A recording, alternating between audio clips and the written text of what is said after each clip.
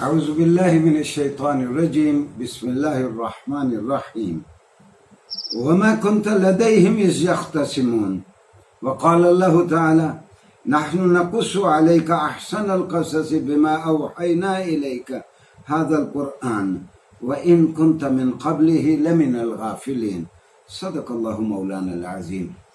ناظرین گرامی، قصص القرآن کے بارے میں ہمارا آج موضوع یہ ہے کہ قصص القرآن تو لوگوں کی عبرت کے لیے قرآن نے مختلف کہانیاں سابقہ کی بیان کی، لیکن اس کا ایک اور بہت بڑا فائدہ ہمیں یہ ہوا کہ ہمارے پاس تو انسانوں کی تاریخ کوئی 1,500-2,000 سال کی انسانی تاریخ ہے، تو یہ پری ہسٹورک ایونٹس جو ہیں، انسانی تاریخ جو ہمیں معلوم نہیں ہے، اس کے بے شمار واقعات جو قرآن کریم نے بیان کیے ہیں۔ قرآن قبل از تاریخ کے واقعات کا سب سے بہترین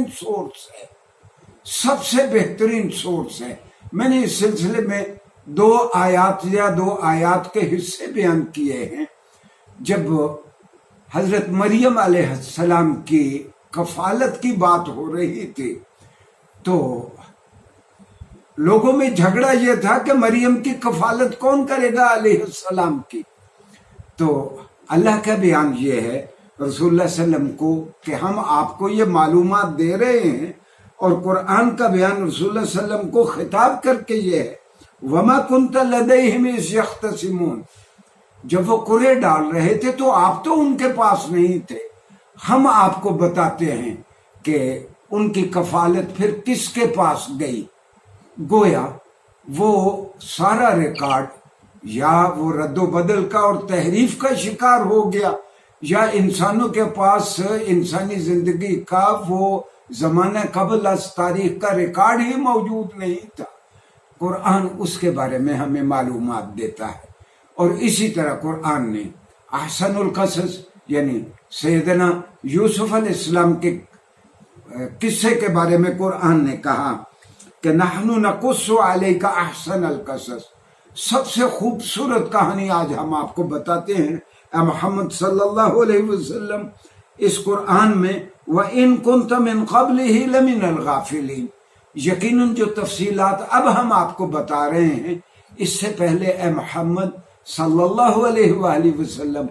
آپ کو معلوم نہیں تھی۔ تو اللہ نے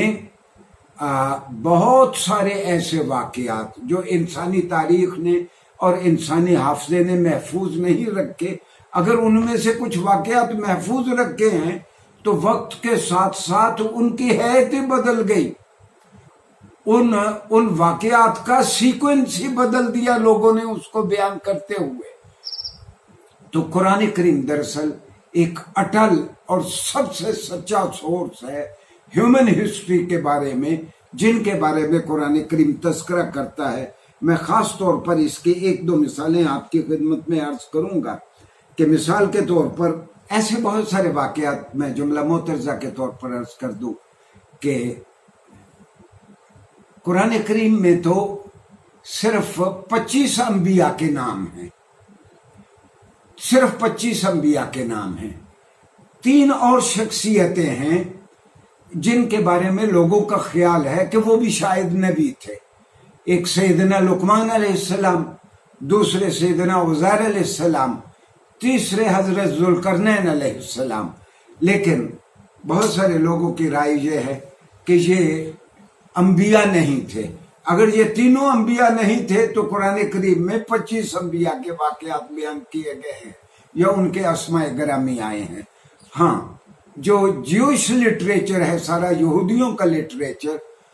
وہ جس طرح بار بار تذکرہ کرتا ہے سیدنا عزیر کا، اگر بہت سارے لوگوں کی رائے یہ ہے کہ وہ نبی بھی تھے، اگر وہ بھی نبی تھے تو پھر قرآن کریم میں 26 انبیاء کا ذکر ہے۔ ناظرین گرامی، سابقہ کا تذکرہ کرتے ہوئے اور پرانی امتوں کا تذکرہ کرتے ہوئے جو ہمارے ورثے میں بہت ساری کتابیں ہیں، ان میں ایک تو البدایہ والنہایہ ہے، جس میں ان 28 ناموں کے علاوہ اور بھی کئی لوگوں کے تذکرے ہیں۔ ابن کثیر الدمشقی کی کتاب ہے البدایہ والنہایہ، اور ابن کثیر نے قصص النبیین کے نام سے ایک الگ بھی کتاب لکھی جس میں پرانے انبیاء کے انہوں نے قصے بیان کیے۔ میں اپنے بچوں کو یہ بھی بتا دوں، اور پیرنٹس کو خاص طور پر جو اپنے بچوں کو انبیاء کی کہانیاں پڑھانا چاہتے ہیں، کہ حفظ الرحمان سیوہاروی نے اردو میں قصص الانبیاء انہوں نے انبیاء کرام کے انہوں نے قصے اکٹھے کر دیے ہیں۔ بچے اور بھی بہت ساری فکشن پڑھتے ہیں، اگر انبیاء کرام کی کہانیاں پڑھیں گے تو اس سے ان کو انشاءاللہ بہت فائدہ ہوگا، اور یہ سمجھ آئے گی کہ انبیاء کن کن حالات سے گزر کر وہ کس طرح وہ ثابت قدم رہے، اور کامیاب ہونے کے لیے کس طرح کی ثابت قدمی کی ضرورت ہے۔ ناظرین گرامی، قرآن کریم دراصل جو امم سابقہ کا تذکرہ کرتا ہے، میں اس کی صرف ایک دو مثالیں عرض کرتا ہوں کہ بہت ساری کتابوں میں ریکارڈ ہی بدلا گیا۔ مثال کے طور پر بائبل کو اٹھا کے دیکھے، بائبل بات کرتی ہے کہ جب طوفان نوح آیا تو یہ یونیورسل فلڈ تھا۔ اچھا، بہت سارے جیولوجسٹ اور ماہرین ارضیات کہتے ہیں اگر پرولونگڈ سبمرشن ہوتی، یہ کرۂ ارض تادیر پانی میں ڈوبا رہا ہوتا، تو پھر اس کرۂ ارض کی شکل اور طرح کی ہوتی۔ مجھے یاد ہے کہ بائبل میں ایک جگہ پہ لکھا ہے 40 دن لگاتار بارش ہوتی رہی،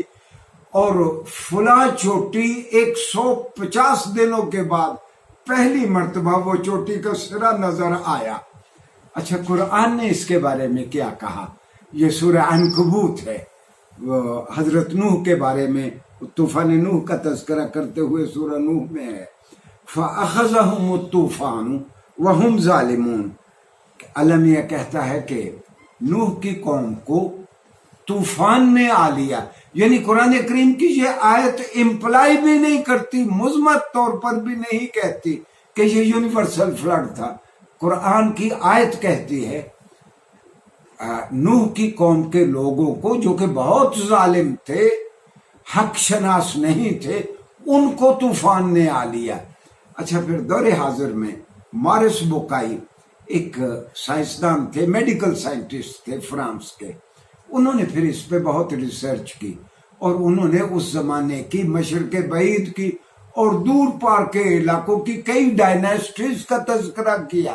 کہ وہاں یہ شہنشاہیتیں تھیں۔ گویا علم جدید یہ ثابت کرتا ہے کہ یہ چونکہ پرولونگ سبمرشن میں پورا کرۂ ارض نہیں ڈوبا رہا، یہ یونیورسل فلڈ نہیں تھا۔ تو میں کہنا یہ چاہتا ہوں کہ قرآن کریم میں ایسی کوئی ایک چیز بھی نہیں ہے جس کو علم جدید کہے کہ قرآن کریم میں یہ غلط لکھا ہوا ہے یا حقائق کے منافی ہے۔ نیکسٹ لیکچر میں ناظرین گرامی ہم جائزہ لیں گے کہ قرآن کے دشمن بار بار کہتے ہیں کہ محمد علیہ السلام نے امم سابقہ کی کتابیں سامنے رکھ لی، ان کے کچھ اتالیق تھے جن، اور پھر ان سے معلومات لے کے اس کو عربی آہنگ میں موجودہ یعنی عربوں کے فولکلور کے انداز میں آپ نے کہانیاں بنا کے سنا دی۔ تو اس بات کا ہم جائزہ لیں گے نیکسٹ لیکچر میں۔ شکریہ جی۔